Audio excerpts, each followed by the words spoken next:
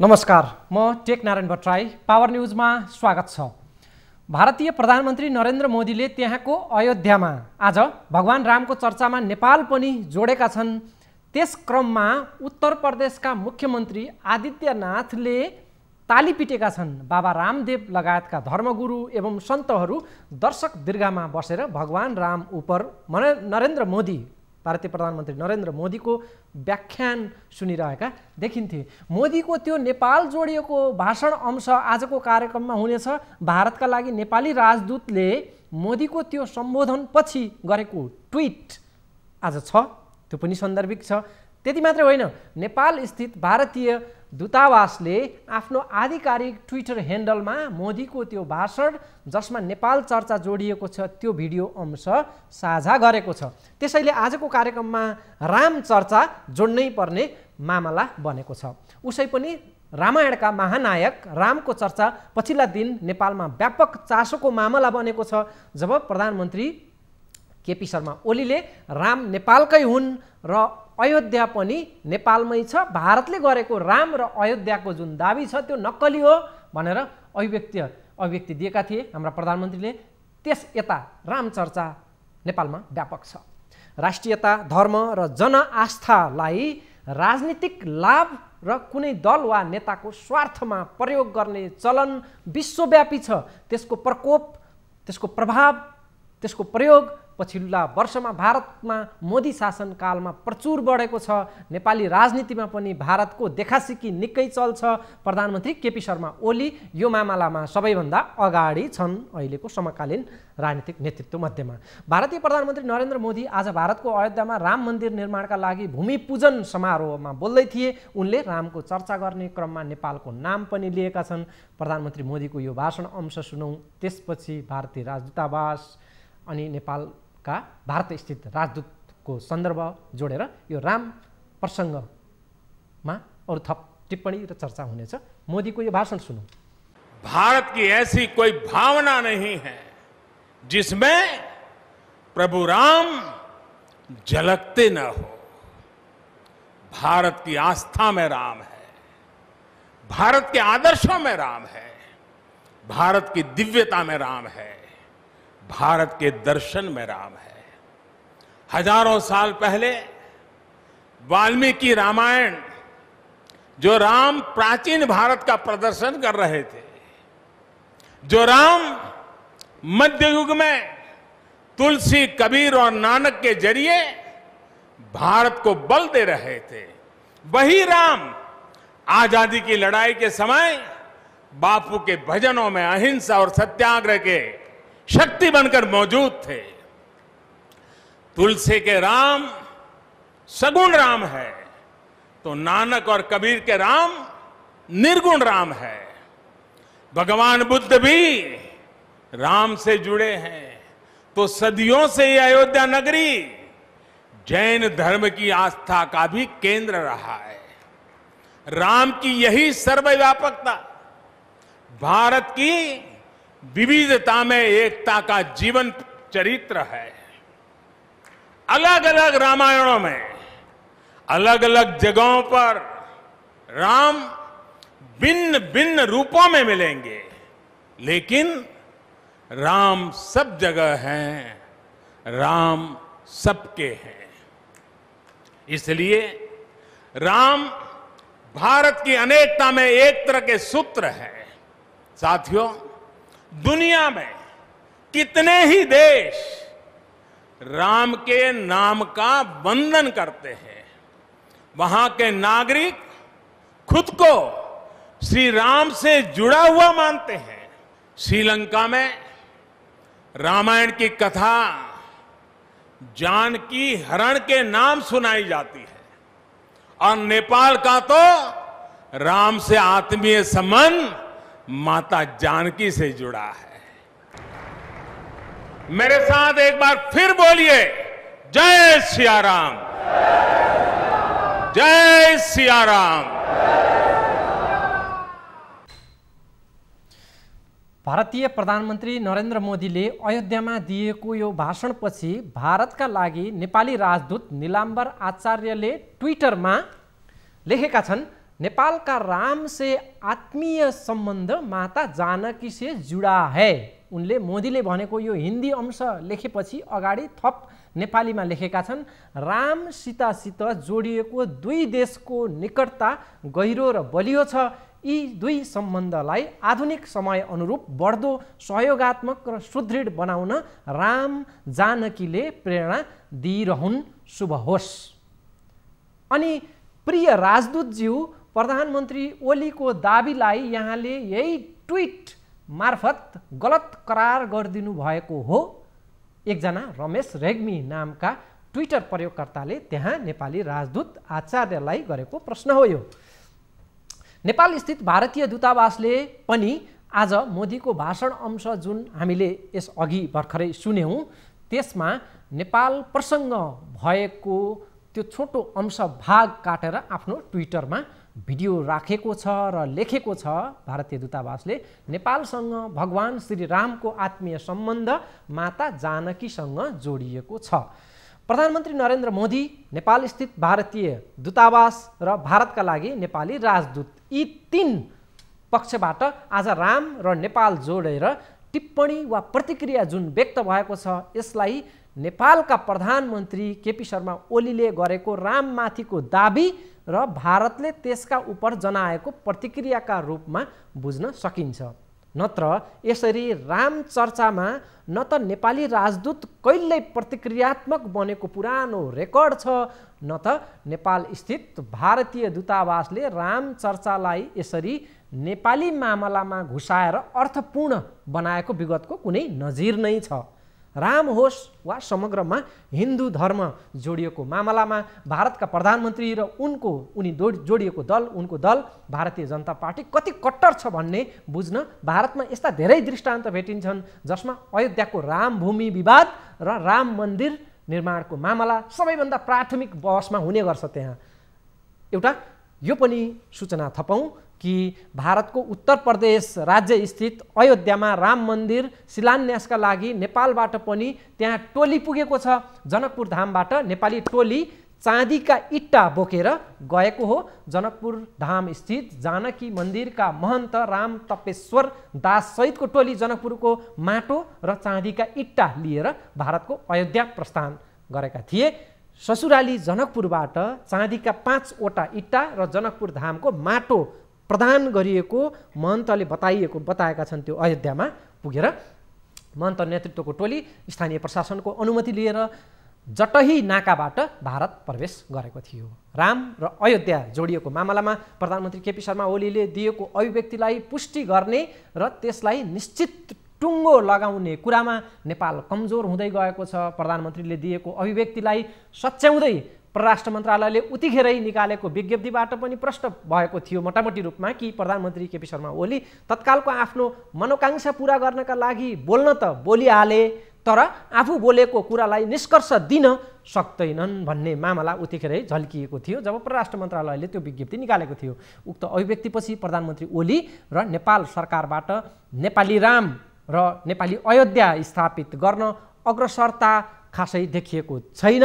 भारतीय अयोध्या र राम नक्कली हुन् भन्ने अभिव्यक्ति दिएका प्रधानमन्त्री ओलीले भारतीय प्रधानमन्त्री मोदीको आजको अभिव्यक्ति र त्यहाँ रामका नाममा गरिएको लगानी अनि लगाव दुवै देखिरहँदा के सोच्दै होलान् यति बेला? आफ्नो अभिव्यक्तिलाई स्थापित गर्ने बारे प्रधानमन्त्री केपी शर्मा ओली र नेपाल सरकारको तर्फबाट चर्चायोग्य र प्रभावकारी के पहल होला जिज्ञासा धेरैको छ। भारतसँग जोडिएकै अर्को एउटा प्रसङ्ग पनि छ। म त्यो प्रसङ्ग केही बेरमा जोड्ने छु। त्यो प्रसङ्ग सकेपछि हामी अरू प्रसङ्गमा जानेछौँ र एउटा मामला आज चर्चायोग्य र खास विषय बनेको छ। नेकपा सत्तारूढ दलमा विवादमा ओली माथि पर्दै गएको एउटा प्रसङ्ग छ। प्रधानमन्त्री ओलीतर्फको पल्ला भारी हुँदै गएको छ भने प्रचण्ड र माधव नेपाल समूहको त्यो पक्षको कमजोर अवस्था बन्दै गएको छ। पार्टीमा बलियो बन्दै गएका प्रधानमन्त्री ओलीले हट्ने होइन डटी लड्ने प्रकारको थप अडानयुक्त शैली बोली व्यवहार अपनाउँदै जाने सम्भावना बढेको छ। प्रधानमन्त्रीको पछिल्लो एउटा अभिव्यक्तिले पार्टीभित्र र बाहिरका आलोचकहरूलाई पेलेरै अघि बढ्ने तर कम्प्रोमाइज र रियलाइज महसुस गर्ने वा आफू पछि हट्ने नीतिमा प्रधानमन्त्री नरहेको सङ्केत देखिँदैछ। प्रधानमन्त्रीले बालुवाटारमा स्वास्थ्य विज्ञहरूसँगको छलफलका क्रममा दिएको त्यो अभिव्यक्तिको भिडियो केही बेरमा जोड्नेछु। भारत जोडिएकै सन्दर्भलाई पहिले यहाँनिर पुरा गरौँ र नेकपा विवादको सन्दर्भमा एउटा आजको थप अपडेट के पनि छ भने प्रचण्ड, माधव कुमार नेपाल, झलनाथ लगायतका नेताहरूले आज आफू निकटका पार्टीका पत्रकारहरूसँग एउटा संवाद पनि गरेका छन् र त्यसमा आफ्ना धारणाहरू पनि राखेका छन्। त्यो पनि प्रसङ्ग जोड्नेछु। भारत जोडिएको सन्दर्भलाई पहिला पुरा गरौँ, त्यसपछि अन्य सन्दर्भहरूमा हामी जान्छौँ। जसरी राम र अयोध्या मामलामा प्रधानमन्त्री ओलीको अभिव्यक्ति चर्चामा रह्यो, त्योभन्दा बढी चर्चा र गौरवको विषय बनाइएको थियो नयाँ नक्सा प्रकरणलाई लिपुलेक र लिम्पियाधुराको जुन कालापानी भूभाग समेटेर तयार पारिएको नयाँ नक्सा संसदबाट पारित पनि भयो। प्रधानमन्त्री ओलीको इच्छा शक्तिले नै यो सम्भव भएको थियो। नक्सामा त भूमि समेटियो, तर त्यो भूमि साँच्चीकै नेपालमा समेट्ने र भोगाधिकार पनि स्थापित गर्ने कहिले होला, यो प्रश्नको उत्तर निकै खोजिएको छ, तर प्रधानमन्त्री र सरकारसँग यसको ठोस उत्तर भेटिएको छैन। त्यो उनीहरू त्यहाँबाट प्राप्त भइरहेको छैन। भारतसँग वार्ता हुन सकेको छैन। यो मामलालाई सुल्झाउनका लागि नेपालतर्फबाट भारतलाई दबाब बढाइएको वा प्रभावकारी पहल लिएको बारे केही सूचना र जानकारी पनि दिइएको छैन। सचिवालय स्तरमा, सचिव स्तरमा, दुई देशका सचिव स्तरमा, मन्त्री स्तरमा, परराष्ट्र मन्त्री स्तरमा वा प्रधानमन्त्री स्तरमा नेपालले सीमा मामला सुल्झाउनका लागि गरेका पछिल्ला प्रयास यी हुन् है। त्यसमा भारततर्फबाट आएको प्रतिक्रिया र रवैया यस्तो यस्तो छ है भनेर नेपाली जनतालाई थाहा दिने काम भएको छैन।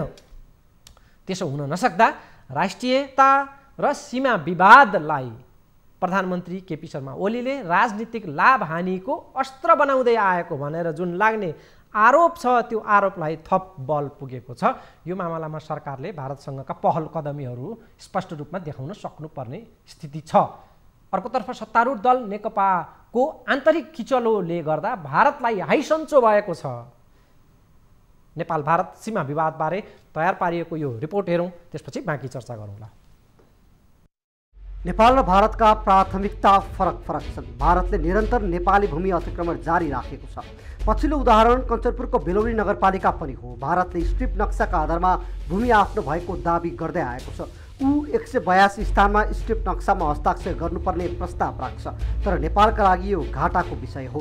यदि भारतको प्रस्तावमा नेपाल तयार भए नेपालले आफ्नो भूमि गुमाउनुपर्छ, न त कालापानी सुस्ताकै विषयमा भारत नेपालसँग वार्ता गर्न तयार छ। नेपाल भारत संयुक्त प्राविधिक समितिले सन् 2007 मा 2वटा सिफारिस गरेको थियो।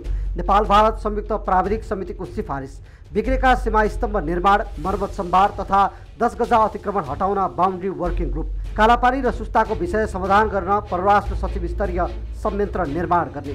परराष्ट्र सचिव स्तरीय संयन्त्र त सन् 2014 मा मात्रै बन्यो। फरक प्राथमिकता भएकाले वार्ता भने हुन सकेको छैन। नेपाललाई वार्ताको हतारो छ, तर भारत धकेल्न चाहन्छ। अहिले सत्तारूढ नेकपाको किचलोले भारतलाई हाइसन्चो बनाएको छ। आन्तरिक समस्यामा फँसेको नेपालले अहिलेकै अवस्थामा भारतसँग आफ्नो जमिन फिर्ता ल्याउन सक्दैन। भारतसँग नेपालले सीमा सम्बन्धी कुनै सन्धि गरेको छैन। सन् 1816 सुगौली सन्धि र त्यसको व्याख्या रहेको 1860 को सन्धि मात्रै छ।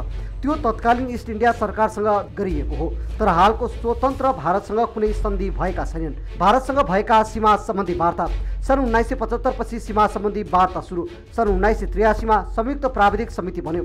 संयुक्त प्राविधिक समितिले सन् 2007 सम्म कायम गर्यो र बनायो स्ट्रिप नक्सा। नेपालको असहमति। नेपालको 26 जिल्ला भारतीय सीमासँग जोडिएका छन् र नेपाल भारत बीच 1880 किलोमिटर सीमा रेखा छ। त्यसमध्ये 23 जिल्लामा सीमा विवाद छ। धनुषा, बैतडी र डडेलधुरा, कञ्चनपुरमा मात्र विवाद छैन।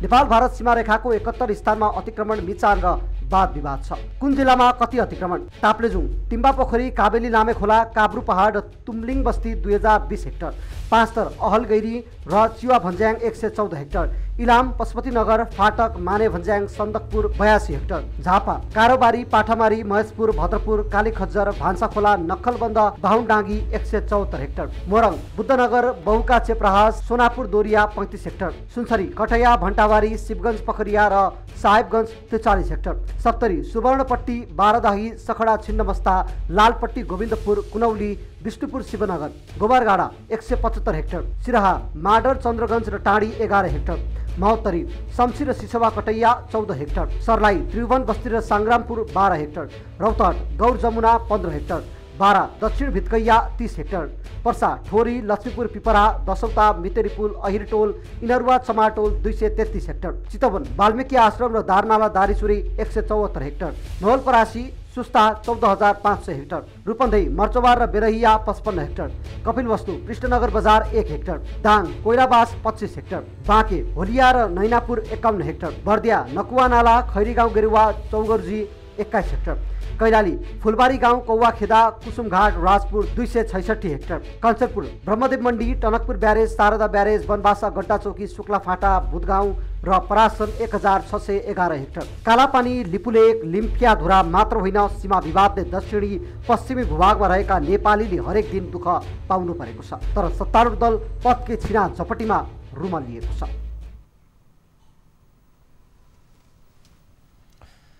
दर्शकबिन, भारत मामलासँग जोडिएका जति पनि समस्याहरू छन् नेपाल भारत बीचका, यी मामलाहरू यी समस्याहरूमा चाहिँ प्रगति भएका छैनन्। दर्शकको रेकर्डलाई उठाएर हेऱ्यो भने पनि यो मामलामा नेपाल भारत मामलामा चर्को राजनीति हुन्छ, तर समस्या समाधानमा ठोस केही पहल प्रगति भेटिएको छैन। तर भारत मामलालाई लिएर नेपालमा राष्ट्रवादी कार्डको प्रयोग हुँदै आएको छ, चुनावी नारा चुनावी दाउपेचको मामला पनि बन्छ, कसैलाई राष्ट्रवादी स्थापित गर्छ र कसैलाई भारतकै मामलाले राजनीतिक पतन समेत बनाइएका नेपालमा थुप्रै दृष्टान्तहरू छन्। नेपाल भारत मामलालाई सही हिसाबले हल गर्नका लागि सरकारको पहल, नेपाली राजनीतिक नेतृत्वको पहल आवश्यक देखिन्छ। अब भारतीय मामलाको आजको सन्दर्भ यही सकिन्छ। अब चाहिँ नेकपा विवादलाई जोडौँ। नेकपा विवाद महिनौँदेखिको मुख्य समाचार बन्दै आएको छ नेपाली मिडियाहरूमा। पार्टीकै विवादमा अल्झिँदा सरकार हाँक्ने प्रधानमन्त्रीदेखि मन्त्री र सिङ्गो नेकपा पार्टीको कार्यक्षमता कमजोर बनेको छ। सत्तारूढ दलको विवादको छायामा भारतीय सीमा विवाद मात्रै होइन, कोरोना महासङ्कट, बाढी पहिरो र डुबान जस्ता अति महत्त्वका यति बेलाका सवालहरू पनि छायामा परेका छन्। केले? नेकपाको विवादले गर्दा। जनताको जनजीविकाको मामला त सरकारको प्राथमिकतामा पर्नै सकेको छैन। प्राथमिकतामा छ त दैनिकका बैठक, आपसी झगडा। नेकपा विवाद सुल्झने छाँटकाँट भने फेरि देखिएको छैन, जति बैठक भए पनि। आज दुई अध्यक्ष बीचको भेटवार्ता तय थियो, तर हुन सकेन। हिजो विज्ञहरूसँगको छलफलमा प्रचण्ड गएनन्। हिजोको त्यही प्रचण्ड अनुपस्थित बैठकमा प्रधानमन्त्री ओलीले प्रचण्ड खेमालाई खास गरी टार्गेट गरेर कोरोना मामलामा उनीहरू पटक्कै गम्भीर नभएको भनेर आरोप उतैतर्फ सोझ्याइदिए। सबैले सरकारलाई कोरोनामाथि गम्भीर खेलवाड गरेको भनेर आरोप लगाइरहँदा प्रधानमन्त्री ओलीले भने त्यो आरोप अन्तै सोझ्याइदिएका छन्। प्रधानमन्त्रीको त्यो अभिव्यक्ति सहित नेकपा विवादमा देखिएको नयाँ समीकरण, नयाँ परिस्थितिको त्यो झलक, त्यो नयाँ परिस्थिति के पैदा भइरहेको छ, के विकसित भइरहेको छ भन्ने सन्दर्भलाई प्रश्न पार्ने एउटा यो रिपोर्ट छ। यो रिपोर्ट हेरौँ। प्रधानमन्त्री केपी शर्मा ओलीले पार्टीमा स्थायी कमिटी र केन्द्रीय कमिटी बैठक माग गर्नेहरूमाथि आक्रोश व्यक्त गरेका छन्। प्रधानमन्त्रीले आफ्नै पार्टीका नेताहरू कोरोनाको जोखिम बारेमा पटक्कै जिम्मेवार नभएको भन्दै यति बेला पार्टीका बैठक आयोजना गर्नु उचित नहुने तर्क गरेका छन्। प्रधानमन्त्रीले हिजो बालुवाटारमा विज्ञहरूसँगको छलफलका क्रममा आफ्नै पार्टीका नेताहरू कोरोना संक्रमणको जोखिम बढाउने गतिविधिमा जोड दिएको दावी गरे।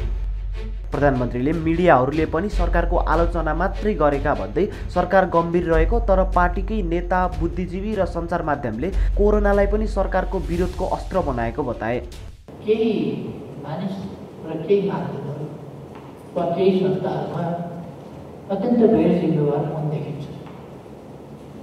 त्यो यथार्थमा भन्दाखेरि अन्त खोज्न गइरहनु पर्दैन। मेरै पार्टीमा 25 जनाभन्दा बढी हामीले जम्मा हुन दिएको छैनौँ। मेरै पार्टीमा 450 को केन्द्रीय कमिटी तुरन्त चाहियो भनेर कहाँ बस्ने हो, के गर्ने हो, त्यसको सोच केही पनि छैन, तर बैठक चाहिँ चाहियो भन्ने कुरा त मेरै पार्टीमा छ। स्थायी कमिटी अहिले बस्नु पऱ्यो, भरे बस्नु पऱ्यो, त्यसबाहेक केही छैन।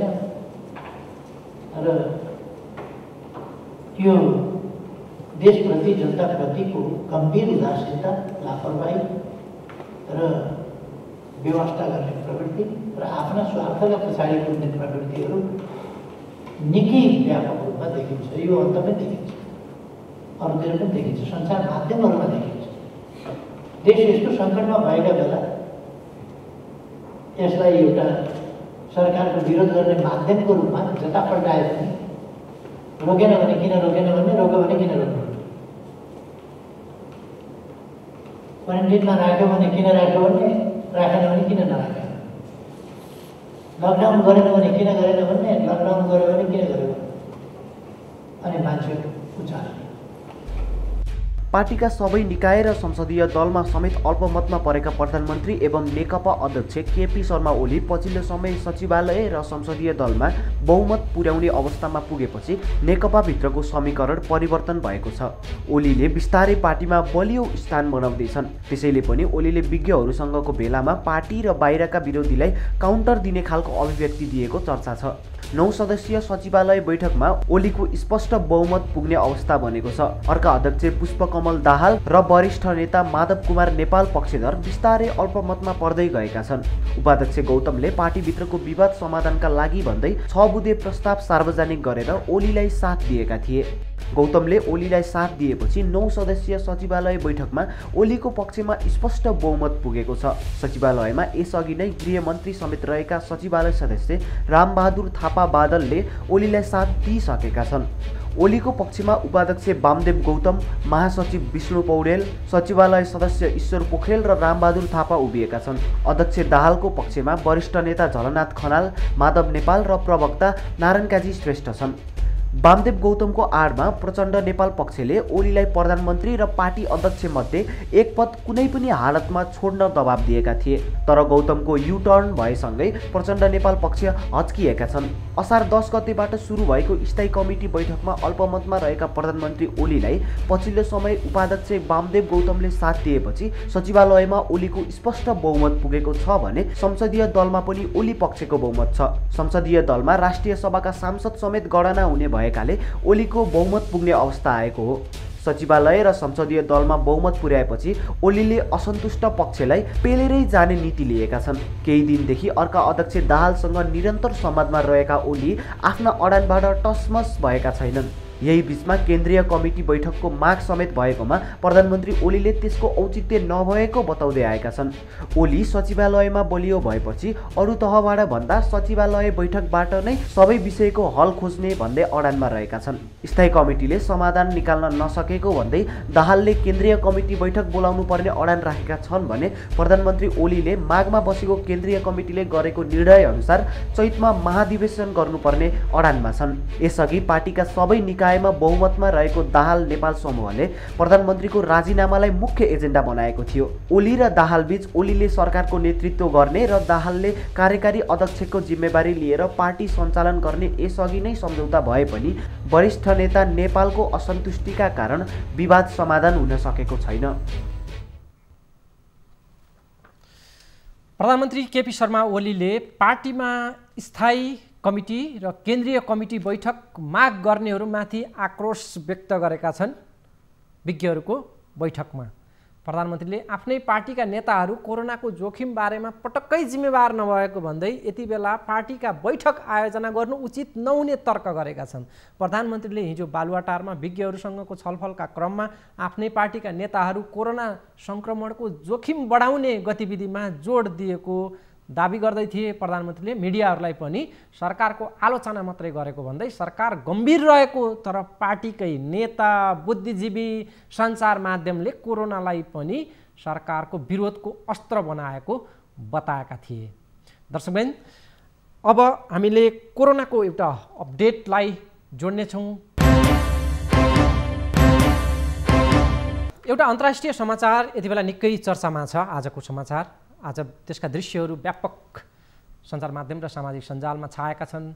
विशाल विस्फोटको यो दृश्यले यति बेला घना र सहरी आबादीमा हुन सक्ने जोखिमबारे बहस उठाएको छ।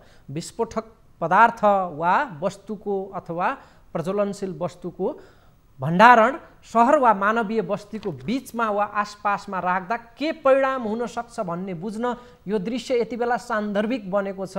यो विस्फोटको दृश्य हो लेबनानको राजधानी बेरुतको।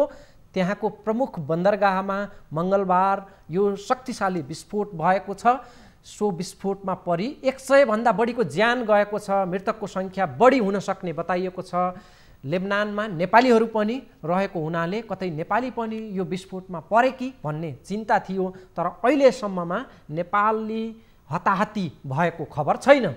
करिब 2750 टन एमोनियम नाइट्रेट नामक रासायनिक पदार्थ भण्डारण गरेको एक गोदाम घरमा भएको विस्फोटमा परेर 4000 भन्दा बढी मानिसहरू घाइते भएका छन्। गोदाममा सन् 2014 मा एक कार्गो जहाजबाट बरामद गरिएको एमोनियम नाइट्रेट भण्डारण गरिएको थियो। यो विस्फोटको अवस्थाका तस्बिर र भिडियोहरू विश्वभरका मिडियामा सामाजिक सञ्जालमा छाएको छ। यो दृश्यहरू हेरौँ।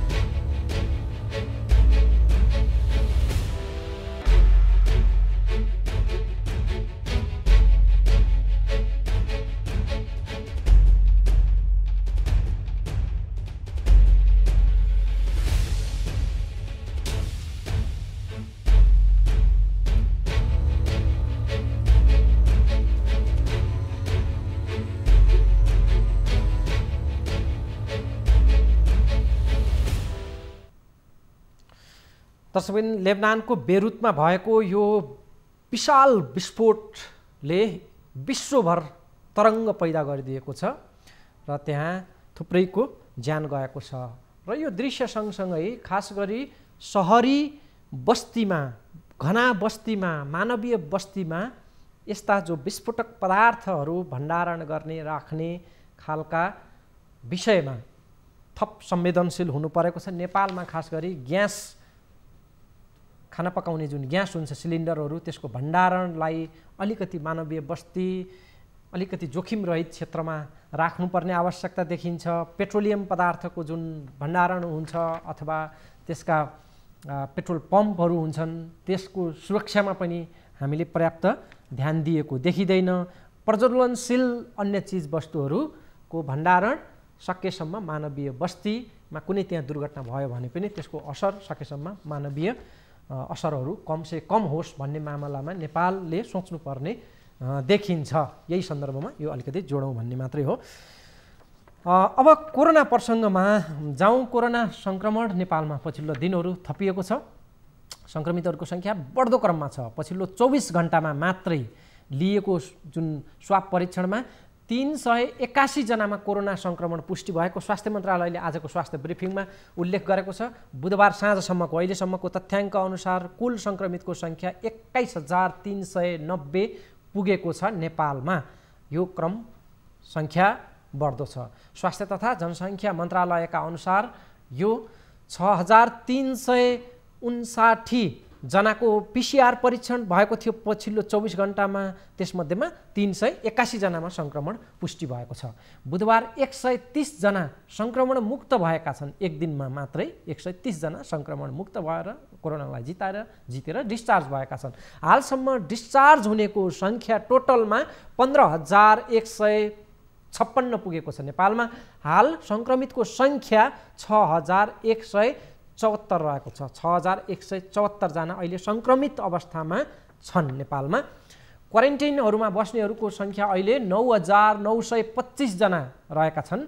नयाँ सङ्क्रमितहरूमध्ये सबैभन्दा बढी पर्सा जिल्लामा रहेका छन्।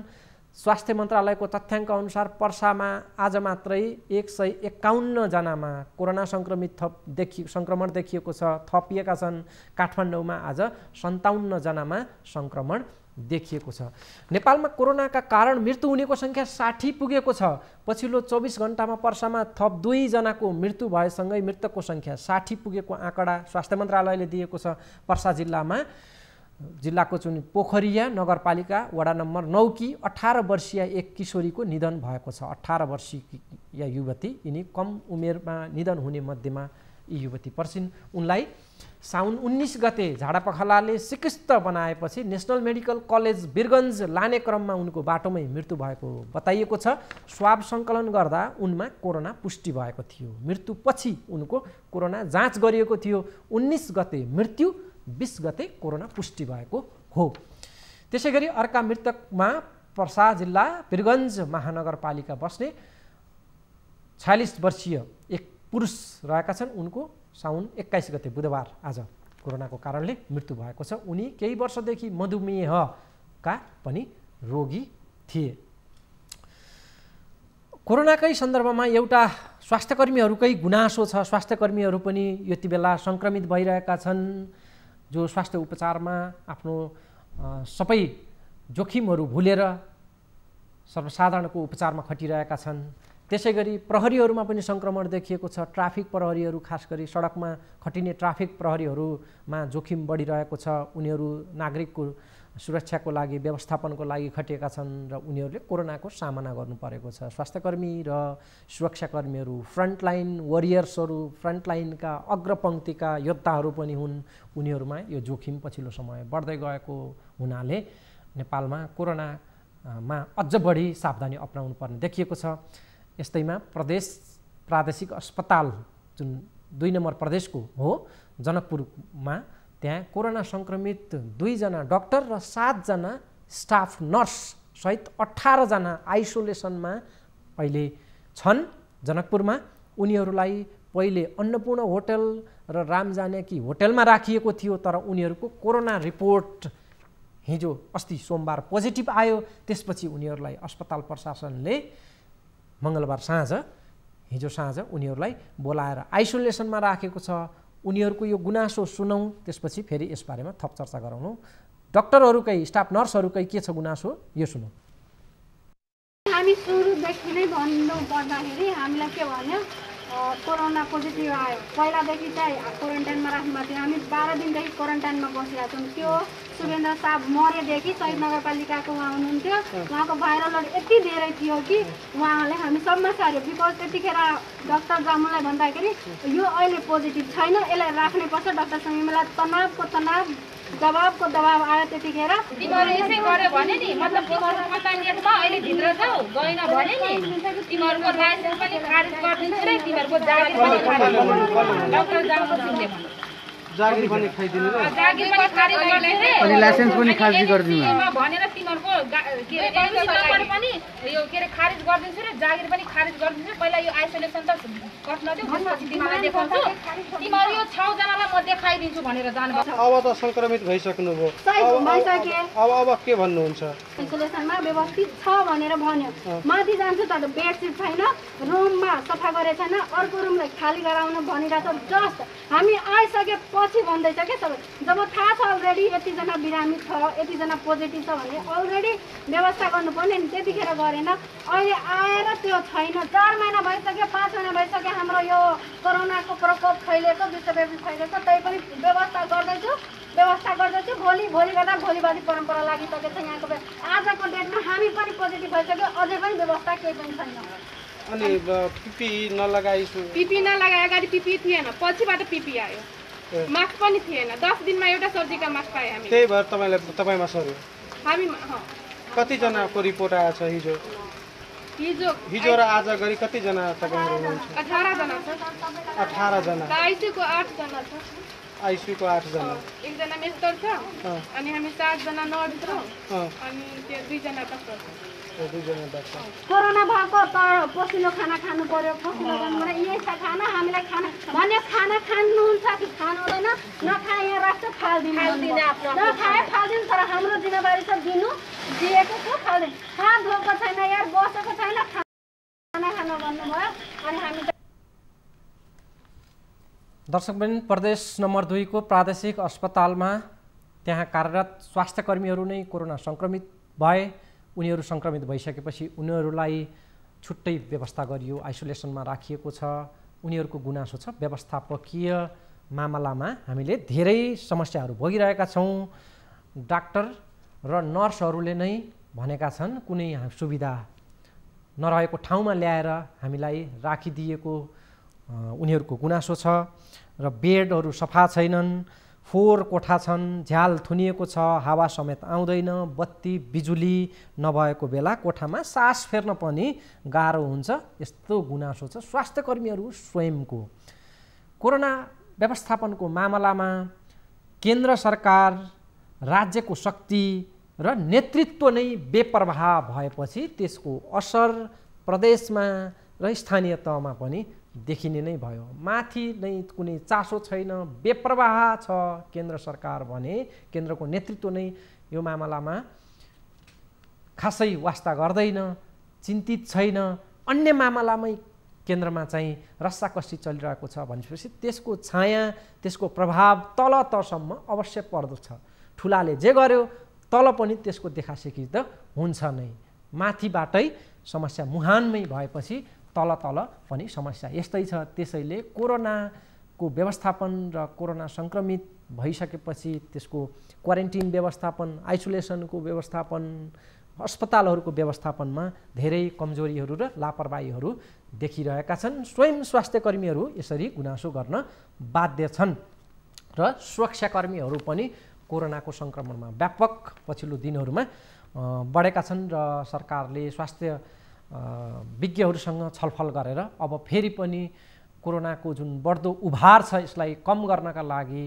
अझ बढी सावधानी सुरक्षा अपनाउनका लागि के गर्न सकिन्छ भनेर हिजो प्रधानमन्त्रीले विज्ञहरूसँग राय परामर्श लिएपछि अब सरकारले के गर्ला भन्ने एउटा चासो बढेको छ काठमाडौँमा संक्रमितहरूको सङ्ख्या थपिँदै जाँदा कतै काठमाडौँमा समुदाय स्तरमै कोरोना बढ्ने त होइन भन्ने पनि एउटा चिन्ता थपिएको छ त्यसकारण अब सरकारले लकडाउनको केही नयाँ मोडालिटी सहित आउँछ या पुरानै शैलीमा फेरि लकडाउन हुने हो यी तमाम यति बेला नागरिकको चासो र जिज्ञासाहरू छन् अलमलको स्थिति छ हुनसक्छ आजभोलिमा सरकारले केही नीति र केही नयाँ कार्यक्रमहरू लागू गर्न सक्छ जे होस् सरकारका गुनासाहरू सरकारमाथिका असन्तुष्टिहरू आफ्नो ठाउँमा छँदैछन् तर स्वास्थ्य मामला त स्वयं आफ्नो नै हुन्छ व्यक्ति सचेत नबन्दासम्म कोरोनासँगको युद्ध जित्न सकिँदैन त्यसैले हामी स्वयं नै कोरोनासँग कसरी जोगिन सक्छौँ कोरोनाबाट कसरी बच्न सक्छौँ बढीभन्दा बढी चनाखो हुन सावधान हुन सुरक्षित हुन आवश्यक छ आफू पनि सुरक्षित हुने र आफ्ना आफन्त इष्टमित्र र आफ्ना छरछिमेकलाई पनि कसरी सुरक्षित राख्न सकिन्छ कोरोनाबाट भन्ने मामलामा हामी नै घोत्लिन नागरिक नै घोत्लिन सदस्यहरू नै घोत्लिन व्यक्ति नै यसमा पहल लिन आवश्यक छ राज्यलाई पनि झकझक्याउन जरुरी छ किनभने राज्य पहिलो दायित्व हो राज्यको कि आफ्ना नागरिकहरूको सुरक्षा स्वास्थ्य व्यवस्था एउटा तयार राख्नको लागि आजको पावर न्यूजको निर्धारित समय सकिएको छ अर्को श्रृङ्खलामा भेट्ने गरी बिदा चाहन्छु नमस्कार